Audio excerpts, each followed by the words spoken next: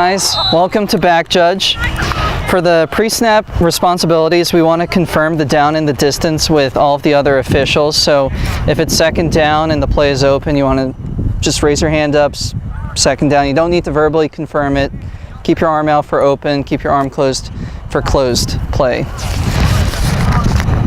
Additionally, you want to count the flag belts, so 7 for men and women, 8 for co-rec. Make sure everyone has a flag belt and that they are properly affixed, 1 on each side, 1 in the back. You don't want to have someone with 1 on each side and 1 in the front, or 2 on one side, and etc. And then additionally, you want to, your initial position is going to be 15 to 17 yards down opposite the referee. So if you're going to be over here, so this is the puck right here. That's puck. Oh, you got it? Yeah. If the referee is on that side of the field and we're going from the orange cone, you want to stand right about around here. So you're inside the field and you can see all of the players. You want to keep them boxed in.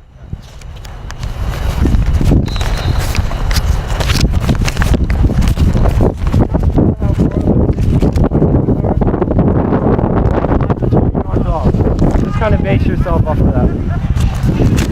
There you go.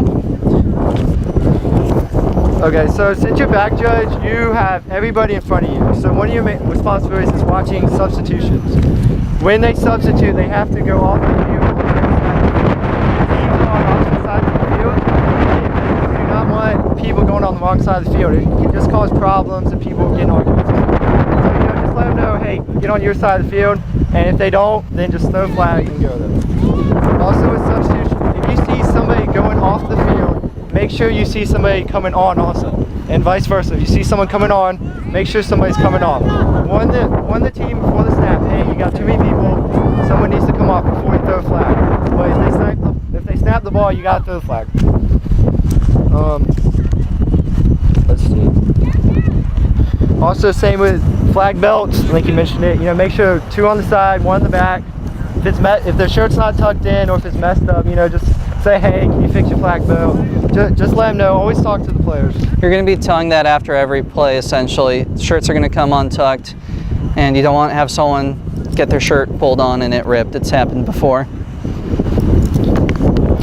Alrighty, so after the snap is over, you kind of want to watch the matchups off the line and down the field. Your first step is always going to be back. You may have a team that likes to play short. You're also going to probably have teams where they want to have someone running all the way down the field. You always want to be the last person back, because remember, you're boxing in everyone.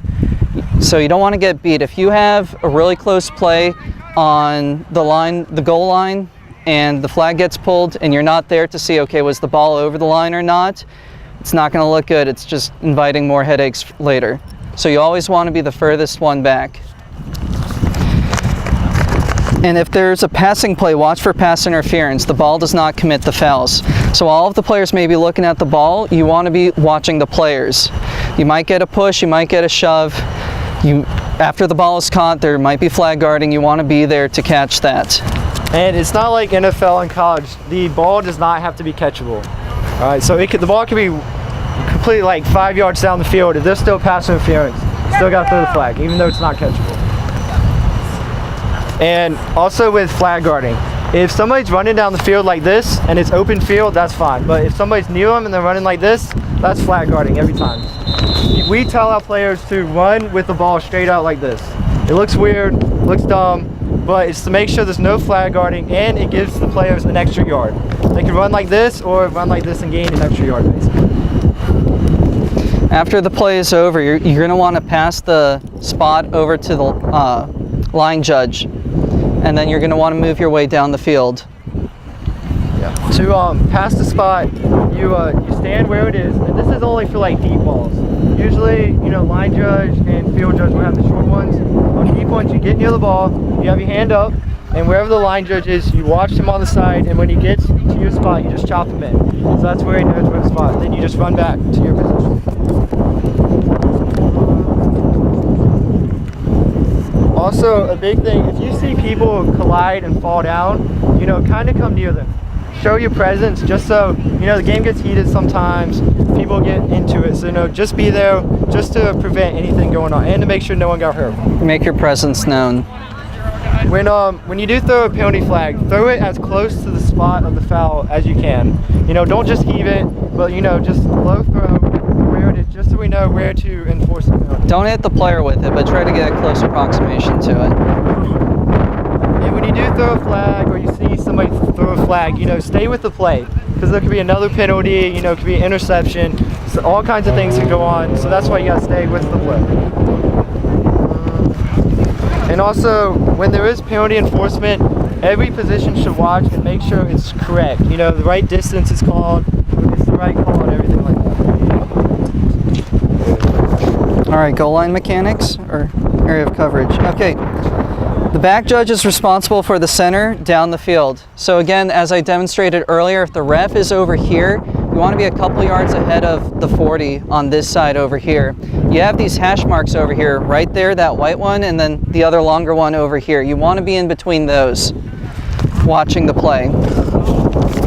Let's see. If the ball is snapped within 10-yard line, the back judge will always be on the end line. So if they are trying to go for, if they're between the 20 and the 40, around the 30-yard mark, and they're trying to go for the 40, I'm just going to demonstrate over here on the 20. Say they're starting back there, and they're trying to go for this one. You want to be on this line to catch and see if the ball is over or not, especially if it's on like the third down, and they're trying to get that, you know, zone line to gain. You want to make sure you have that. Yeah, goal line. All right. I'll just go down here. If the ball is on the 10-yard line and they're going for the goal, the back judge is always on the goal line. You know, opposite of the lead, of the rest. You're going to want to stand, oh, I forgot, we're playing white lines. You're going to want to stand over here, and you want to have this as your line. You're going to tell your back judge, like, hey, this is my line, and you can say you're watching for feet. So if you have someone catching the ball back there, it doesn't matter. But if it's a close play and you have their feet over here, you want to make sure that it's in or not. Yeah, as back judge, you do not go off this line. Do not go back. You stay. This is your line. If the play starts between like the 10 and 20, you start on the goal line there, and then work your way back, and you stop right here. All right. And yeah, just always communicate to your other officials where you're at, you have the line, and stuff like that. Yeah, tell whoever's on the goal line that, hey, I have feet and you have hands. And before you say it's a touchdown or not, you want to just visually confirm with whoever has the goal line, like a nod, yes, before you have a touchdown. Because if one person has a touchdown and the other person doesn't, it's not going to look good. And it's going to set a bad tone for the rest of the evening. Do y'all know how many feet have to be in for a catch? All right. Do y'all have any questions? I mean, about any position? Anything? I mean, I know it's a lot of information. Once y'all get going, get playing, you get used to it, and you know what you're doing. It'll just take a little bit of time. Anything else? That's it. All right. Well, I appreciate